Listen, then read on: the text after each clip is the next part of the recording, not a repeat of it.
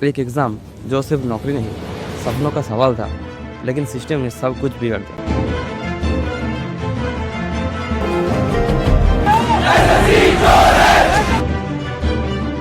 क्या सिर्फ प्रोटेस्ट से सब कुछ बदलेगा या हमें ही निकलना पड़ेगा इस लूप से? सबके बारे में बात करेंगे मेरे दोस्तों मैं हूं सुखी और आप लोग देख रहे हैं सुखी माइंड स्पेस।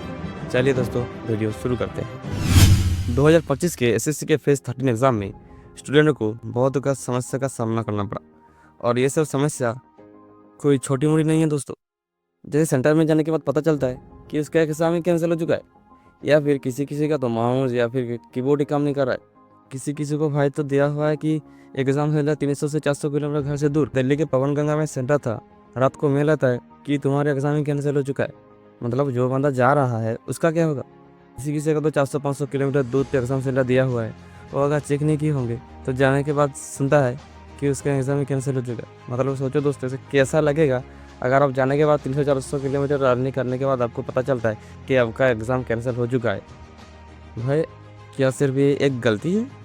छात्रों का कहना है कि अगर टीसीएस रहती तो हमें ऐसा परेशानी नहीं झेलना पड़ता, और ये जब मीडिया में कवर किया गया ऐसा हो रहा है, ये स्टूडेंट भी अपने टीचर को बताया है कि ऐसा हमारे साथ हुआ है, हम क्या करें। तब सारे देश के टीचर ने डिसाइड किया कि हम एसएससी के पास जाएंगे और ये जो सारी दिक्कतें हो रही है उनके पास रखेंगे कि ये हमारे साथ दिक्कतें हुआ है, अगले बार से ज़्यादा ना हो। जैसे हमारे अभिनय सर या फिर राकेश सर, बहुत सारे सर प्रदेश से जुड़े हुए आए थे, लेकिन जाने के बाद उसको पुलिस घेर लेती है और उसके जाने ही नहीं देती। पहले दिन से उन लोगों का बात हो चुका है कि हाँ आप लोग आओ हम बात करेंगे, लेकिन जाने के बाद पुलिस मुझे अलाउ ही नहीं करती। और जब टीचर लोग ज़बरदस्ती अंदर घुसे जा रहे थे तब पुलिसों ने लाठीचार्ज कर दिया और किसी को तो भाई मतलब गिरफ्तारी कर लिया। बस में चढ़ा के पूरा दिल्ली घुमा रहा है, किन्हीं टीचर को भी तो मारा भी। देखे होंगे कि क्या क्या हुआ है वहाँ पर। मतलब मैं हैरान हूँ कि इस देश में हमारे टीचरों को भी सम्मान नहीं दिया जाता। तो भी सोचो अगर स्टूडेंट जाते तो वहाँ पर क्या होता। मतलब आप एक ऐसे कंपनी को एग्ज़ाम करवाने के लिए दे रहे हैं, अगर उसमें गड़बड़ी कर रही है तो देश तो सवाल उठाएगी। तो आप अगर आंसर नहीं देना चाहते हो तो कुछ अच्छी चीज़ें करो ना भाई। गलत जैसे कंपनी को दे रहे हो और एग्ज़ाम सही से ढंग से करा नहीं रहे, और अगर हम बोलेंगे तो हमें जेल में डाल दोगे। वाह भाई वाह।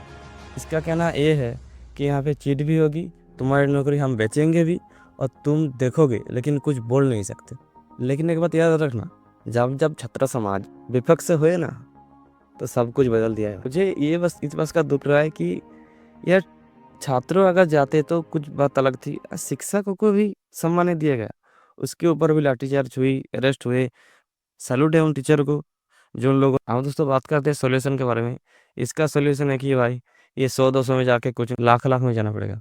1 लाख 2 लाख जिन दिन रास्ते में उतरेंगे तब कुछ लगता है बदलेगा। लेकिन एक सवाल, हम सिस्टम को कुछ बदलने की कोशिश कर रहे हैं और करेंगे भी, और क्या तुम खुद को बदलने की कोशिश कर रहे हो?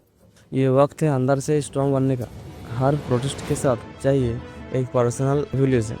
अपने आप को स्ट्रांग बनाओ, अपने माइंड सेट को स्ट्रांग बनाओ, तभी ग्रो करोगे, तभी आगे बढ़ोगे। ये सरकारी नौकरी सब कुछ नहीं है भाई। आज के दिन में अगर सरकारी नौकरी अगर के चक्कर में हो तो रहो, लेकिन उसके साइड में हसल में भी कुछ करो। जैसे अपना रूटीन स्ट्रांग बनाओ, सिर्फ सिलेबस नहीं स्किल भी सीखो। मेडिटेशन, स्लीप एंड फिटनेस सब कुछ इम्पोर्टेंट है। पढ़ो पर स्मार्टली, स्ट्रेटेजी के साथ, क्योंकि कल अगर सिस्टम फिर फेल करे तो तुम ना फेल करो। तुम तैयार रहो। प्रोटेस्ट करना भी ज़रूरी है, आवाज़ उठाना भी ज़रूरी है, लेकिन खुद की तरक्की वो तुम्हारी असली बदला है। इस बात को समझो। अगर तुम एसएससी एस्पिरेंट हो तो इस वीडियो पे शेयर करो, कमेंट करो और लिखो तुम खुद को कैसे ट्रांसफॉर्म करोगे। समझ जाओ, क्योंकि बदलाव सड़कों से शुरू होता है, लेकिन जीत अपने अंदर से।